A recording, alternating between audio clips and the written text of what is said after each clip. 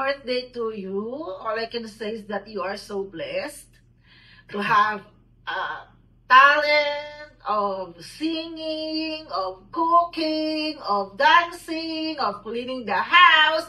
And I should not forget, as you always say at the night, you are a lover. Driver and a lover. I forgot the driver.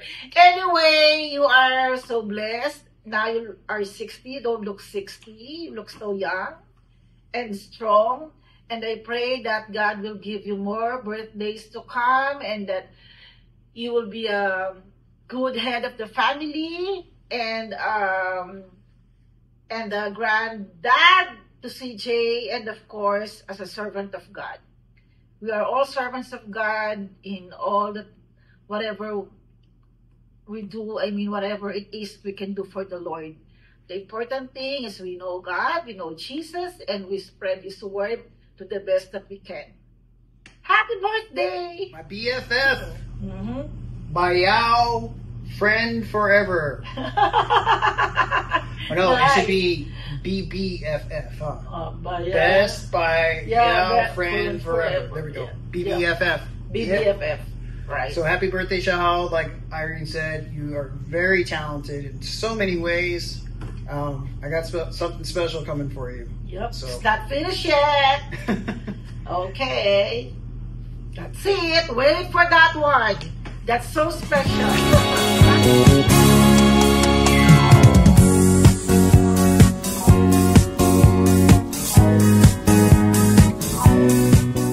Hello, Eddie Boy.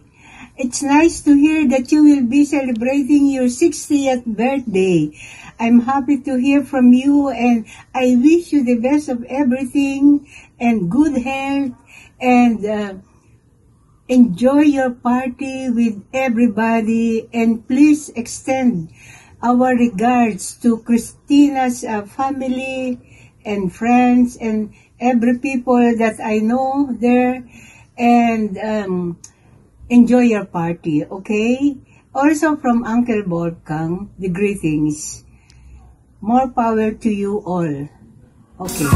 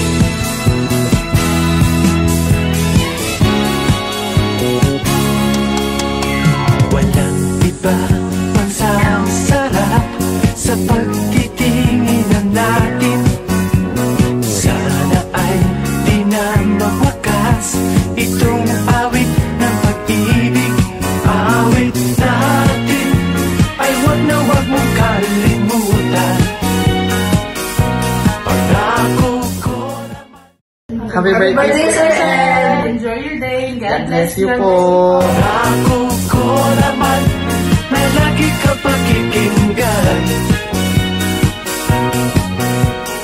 Magpakailanman. Happy birthday po, Papa. We thank you for everything, lalo na po sa pagluluto po sa amin pag umuwi po kami ng Laguna. God bless po. We love you po, Papa.